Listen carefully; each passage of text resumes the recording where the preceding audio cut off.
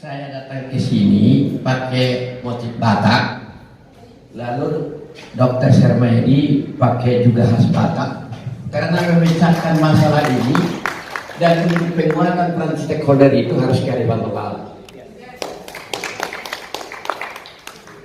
Jadi tadi Pak Direktur Pak Silalahi sudah menjelaskan bahwa segala sesuatu itu payungnya adalah hukum. Di situ sudah lengkap aturan hukumnya. Kemudian saya tadi menurut Pak Oding adalah orang yang ada di lapangan, yang langsung kena dan juga pelaku. Jadi yang saya lihat selama ini seperti saya pakai ini, TPL itu sudah banyak CSR-nya, CD-nya, karena saya pernah jadi kepala badan perencanaan. Pernah jadi pejabat bupati. Jadi kalau kita tahu tidak ada pun di dunia ini tidak berdasarkan suatu hukum, tentunya diderivasi dari firman Tuhan.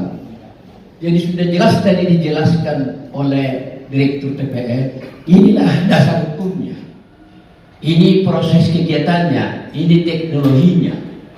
Nah, oleh karena itu barangkali yang saya kemukakan di sini karena judulnya penguatan peran stakeholder dalam mendukung tata kelola hutan dan tata kelola perusahaan yang baik. Sebenarnya kami ini yang lebih banyak bicara.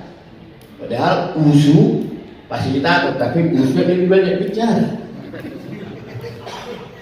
Kemudian juga kehutanan. Begini, kalau menurut saya TPL itu sudah resmi punya izin. Lalu saya ini dulu penggiat secara hukum siapa yang merusak hutan dan sudah masuk penjara itu. Salah satu undang-undang yang kami tuntut yang masuk ke penjara, undang-undang tentang hutan lindung, undang-undang tentang lingkungan hidup, yang lain belum. Jadi maksud saya di sini kita harus menuntut misalnya melalui hukum. Kalau sudah ada hukumnya, ya silakan aja gitu kan. Jadi jangan kita berteriak tentang TPL begini-begini, buktikan dasar hukumnya. Maka ada 90 berapa yang diundang? 90 yang diundang. Sebenarnya juga mereka harus mendengarkan ini. Baru ada fakta untuk di-compare dengan apa yang disajikan oleh Pak Silalahi tadi. Nah dengan demikian itu. Kenapa saya datang ke sini? Saya ingin mendengar gitu dong. Apa sih benarnya TPL itu? Supaya jangan dari luar saya dengar. Tadi sudah dijelaskan, ini hukumnya, ini kegiatan kami, kemudian ini teknologinya. Yang menjadi masukan saya juga kepada Bapak sebagai orang kehutanan, sudah Bapak jagakah hutan lindung itu? Sudah Bapak jagakah namanya green belt yang ada di TPL itu? Lalu tadi Bapak berbicara mengenai hutan adat. Sekarang Pak Oding namanya, Pak Oding, saya di Samosir. Saya setelah pensiun saya tinggalkan Jakarta untuk menanamin pohon saya. Bukan hanya ngomong doang. Nanti datang Bapak ke kawasan Danau Toba. Udah terjadi yang saya tanamin itu. Jadi sekarang dengan perhutanan sosial itu kalau nggak kita awasi, sekarang tele sudah longsor Pak. Akibat dari hulu. Hati-hati juga mengenai itu. Jangan nanti kita kasih hutan kepada masyarakat tapi tidak kita awasi. Lalu kita lihat kawasan TPL, bagaimana APM-nya itu dikelola oleh masyarakat atau pemerintah dengan baik. Kita kejar-kejar TPL, tetapi yang kita punya sendiri nggak kita kelola dengan baik. Bagaimana hutan lindungnya itu kita kelola dengan baik? Inti dari Danau Toba, kawasan hutan harus dipelihara dengan baik, dengan dari hati. Kalau saya Pak, mungkin Bapak nggak kenal, tapi saya salut Bapak sudah di KPH, di kisaran. Coba kita ke lapangan Pak, datang nanti Bapak ke Samosir, saya memang Bapak ke hutan lindung itu. Silahkanlah hutan itu kita kelola, biar hasilnya itu jangan menebang. Ini TPL aja kita kejar terus. Yang kita punya nggak ada contoh. Kita kasihlah contoh yang baik dulu bagaimana mengelola APL. Bagaimana memang lautan lindung? Tadi sudah ada di situ, termasuk TPL itu kawasan strategis, perusahaan strategis. Ya itu kadang-kadang saya.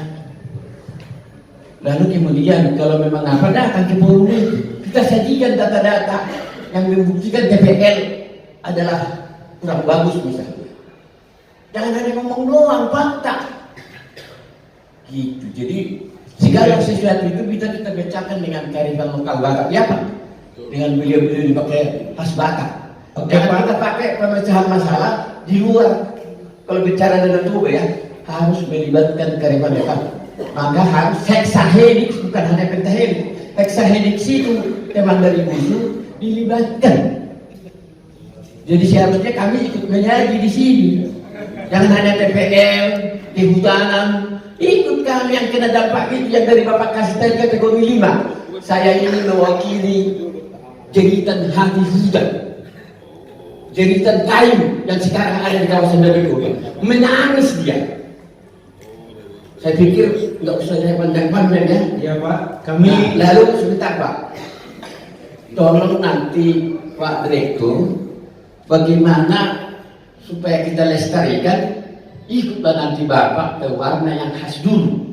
Kenapa ini bisa dibikin? Ulus-ulus Batak kita ciptakan nanti melalui CSR. Bisa betul-betul bikin ini, misalnya menghidupkan tanaman-tanaman yang berbahan baku, katakanlah salam.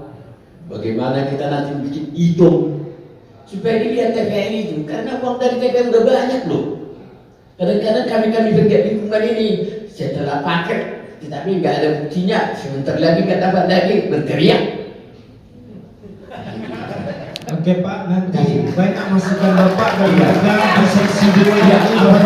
Apalagi dengan Bapak topi Amerika ini kan, syarat kita memakai topi Amerika ini. Terima kasih. Horas! Horas! Horas! Nama saya Sapedi Purba, Ketua Umum Partai Pemuda Nasional Umum yang berdiri dari Kota Maya. Jadi saya sebetulnya yang saya ingin sampaikan sudah disampaikan oleh Pak Wilmar Simanjorang. Mungkin pikiran kami bersama karena sama-sama sudah ini baru saya ini. Jadi satu hal yang saya mau komentari kepada Pak Auditor itu mengenai istilah stakeholder ini kan bisa berkonotasi seakan-akan dia sudah punya hak hukum walaupun masih statusnya masih dipertanyakan. Jadi ini bisa artinya membuat suatu keraguan-keraguan tentang kepastian hukum. Itu aja sebetulnya yang saya ingin sampaikan. Misalkan belum ada peraturannya, belum ada undang-undangnya, maka dijadikan dia menjadi semacam alas hak untuk menuntut sesuatu.